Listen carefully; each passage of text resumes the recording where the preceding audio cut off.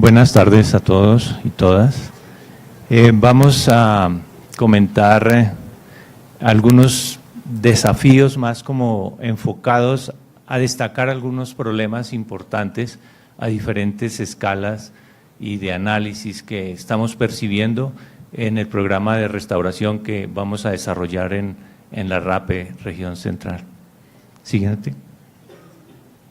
Ok.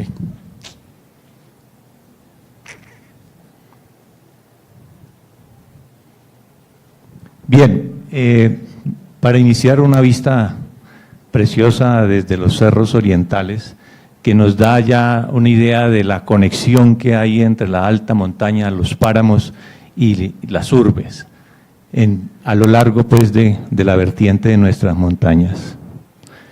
¿Qué es el páramo? El páramo es uno de los ecosistemas más extraordinarios que tenemos en nuestras montañas tropicales.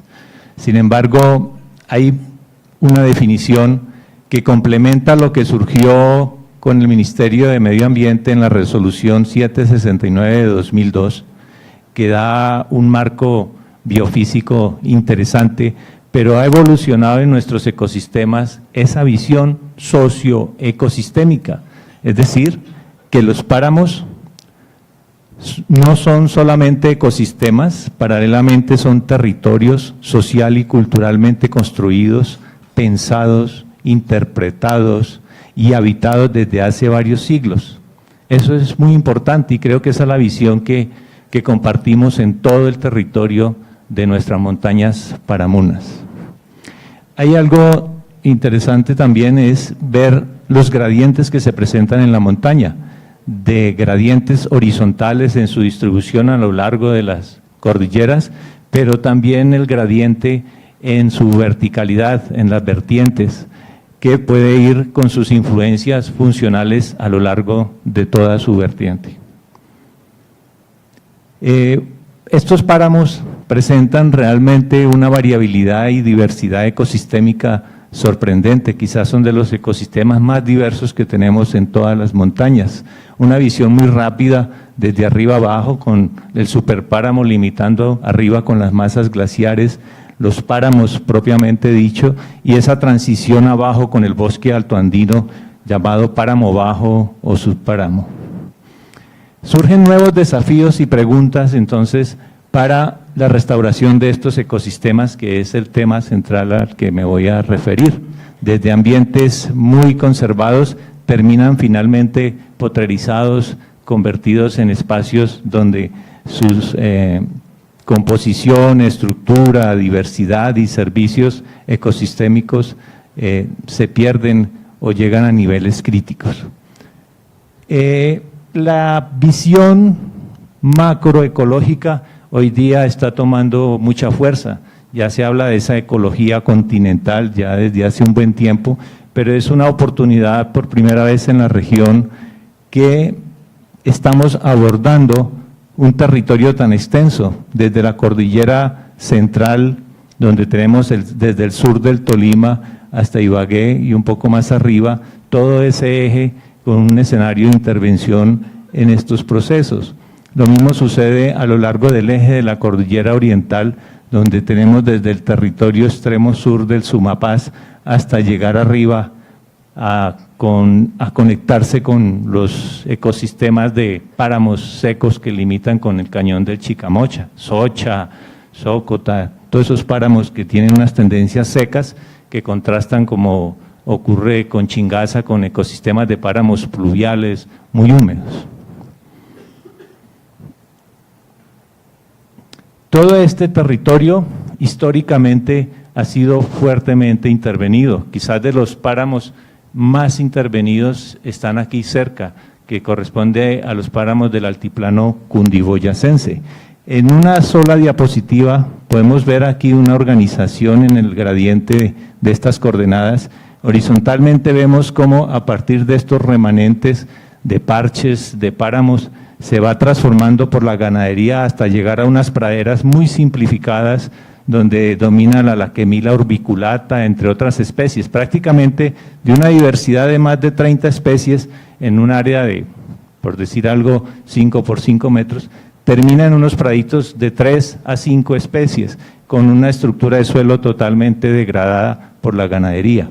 Hacia arriba vemos otros procesos interesantes de fuerte transformación, donde la agricultura principalmente convierte esos paisajes en algo que desde la teoría de la ecología del paisaje empieza a tomar mucha fuerza y que es necesario investigar mucho más, que tiene que ver con el amosaicamiento del paisaje.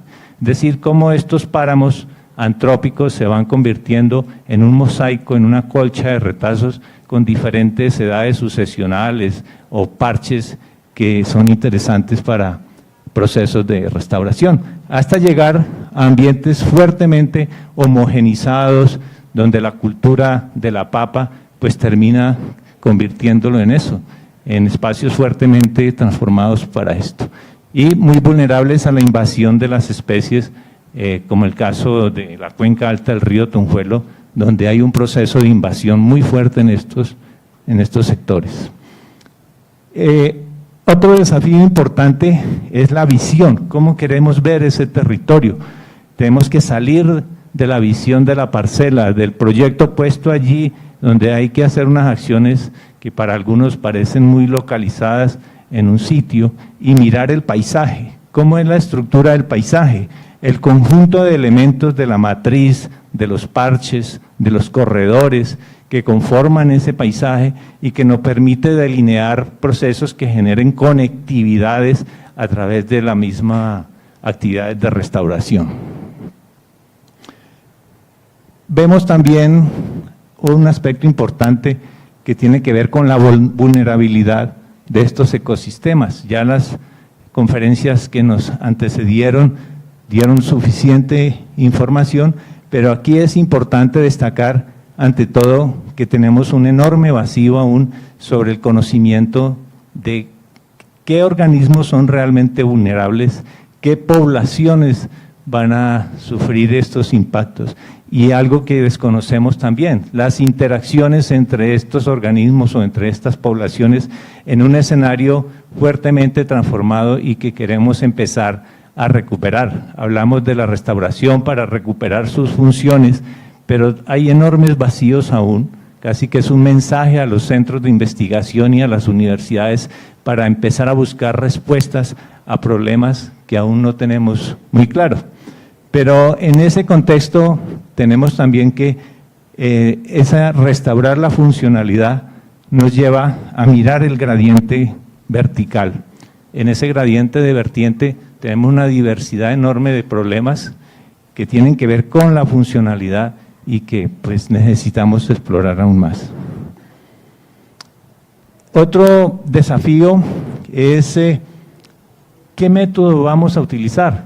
Ya vimos en la exposición anterior de la doctora Ángela cómo nos plantea un enfoque y unos métodos, pero también tenemos unos personajes como el profesor Orlando Vargas, que tiene una larga tradición en su grupo de trabajo en la Universidad Nacional, la Universidad Javeriana con sus trabajos de la Escuela de Restauración, entre otros, etcétera, que nos han mostrado ya unas metodologías, pero que necesitamos aún afinar, es decir, necesitamos llevar esos modelos para comprender mejor cómo abordar según los tipos de disturbio, desde severamente disturbados a parches aislados a través de las especies que podamos identificar como las más adecuadas.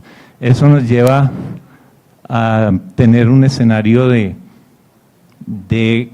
un conjunto de especies que son las más conocidas, pero que más adelante vamos a ver por qué necesitamos llegar más allá. Entonces se han establecido algunos desarrollos metodológicos que es necesario ajustarlos localmente. Un escenario en la cordillera central, en Chaparral, por ejemplo, arriba en esos páramos, o en Río Blanco, en el extremo sur del Tolima, pues con unas poblaciones y unas comunidades y unos ecosistemas muy diferentes a los que vamos a encontrar aquí en la cordillera oriental, pues nos lleva a ajustar los métodos. Eso es necesario aún superar las pocas especies que nos ofrecen los viveristas y que puedo contar con los dedos de la mano y que casi siempre forman un paquete para llevar a procesos de restauración, cuando tenemos una enorme diversidad de especies en estos ecosistemas. ¿Por qué no hay más especies disponibles para procesos de restauración? ¿Qué es lo que ocurre allí? ¿O son muy difíciles o es el mercado el que define qué especies son, o es necesario explorarlas más, o las comunidades deben empezar a tener elementos para propagar especies como por ejemplo el coloradito, el Polylepis quadrijuga, entre otras, o el charne, la Bucketia glutinosa de flores moradas, que es una especie pionera muy especialmente adaptada a estos ambientes, o a través de la transposición de bancos de plántulas, que podría ser una alternativa, como lo han demostrado algunas investigaciones que muestran que es viable manejar los bancos plantulares in situ. Bien, en todo caso, en síntesis, en ese contexto, el problema central es conocer los atributos funcionales de nuevas especies que puedan hacer parte de todos estos programas de restauración, conocer sus protocolos de restauración. Ya el Jardín Botánico y otras instituciones han venido trabajando fuerte en conocer los protocolos de restauración, pero hace falta mucho más para las nuevas especies que es necesario incorporar sobre estos ecosistemas de alta montaña. Y el monitoreo a largo plazo, que casi siempre estos escenarios quedan allí, cambia, se acaba el proyecto o se va en otra dirección y finalmente no tenemos datos científicos o datos de seguimiento que nos permita ver el éxito o qué trayectoria tuvo estas actividades de restauración.